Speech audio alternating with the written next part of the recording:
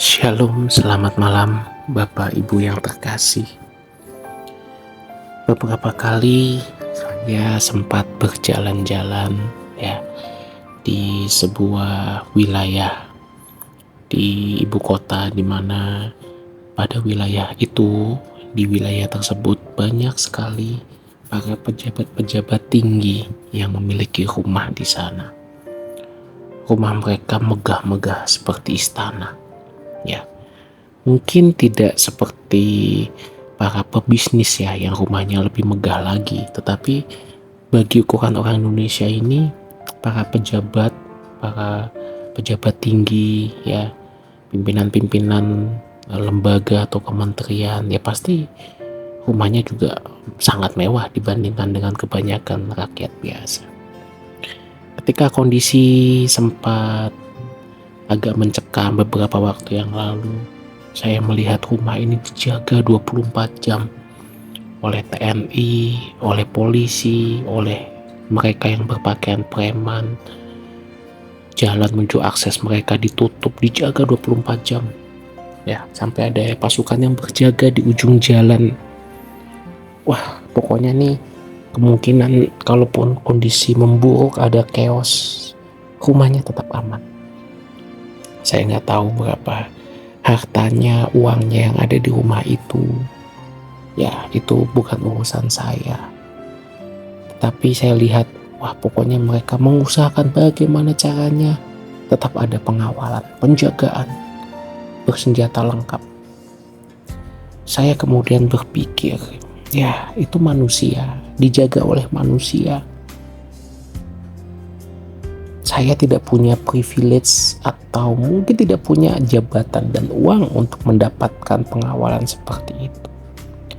Tetapi saya tahu dan teringat sebuah kisah dalam perjanjian lama, di mana ada ketika kota Samaria terkepung, kemudian ada seorang nabi Tuhan yang ada tinggal di kota itu, dan hambanya bertanya, "Tuhan, ini kita dikepung, bagaimana?" Dikepung oleh Raja Asyur kalau tidak salah ya. Kita dikepung, bagaimana kita harus melawan?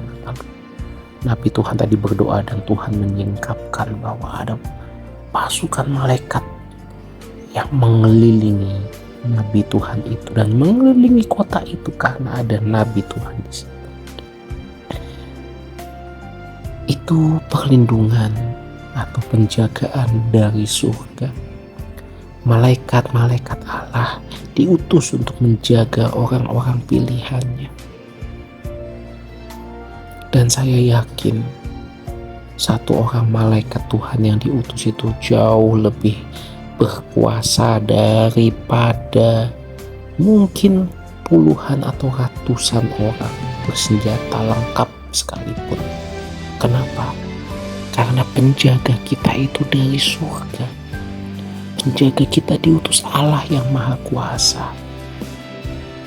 Kalau kita hidup benar, kalau kita mendapatkan perkenanan Tuhan, hidup kita dipandang berkenan dan menyenangkan hatinya, maka kita akan seperti biji matanya, dijaga, dilindungi.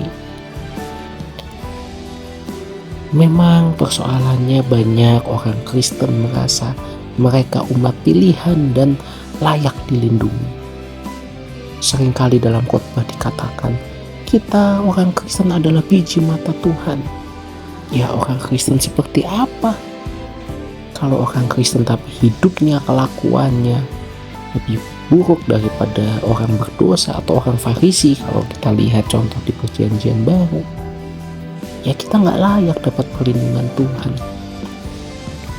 Makanya belakangan Bapak Ibu, sebelum saya tidur, kalau dulu saya berdoa, Tuhan jagai aku, lindungi aku sepanjang malam. Kemudian saya merevisi doa saya. Kok saya memperlakukan Tuhan seperti satpam saya? Seperti tadi, pejabat yang dijagain. Kalau kita layak mendapat perkenanan Tuhan, tidak usah berdoa begitu pun, Tuhan pasti jaga, Tuhan pasti lindungi. Kalau kita adalah orang-orang yang bekerja untuk pekerjaan Tuhan, untuk kepentingan Tuhan, untuk kerajaan Tuhan, pasti Tuhan lindungi. Tidak perlu khawatir. Penjaga kita bukan orang yang bersenjata lengkap, tapi penjaga kita dari surga diutus Allah Bapa kepada kita yang mendapatkan perkenanannya. Amin. Selamat malam. Tuhan memberkati.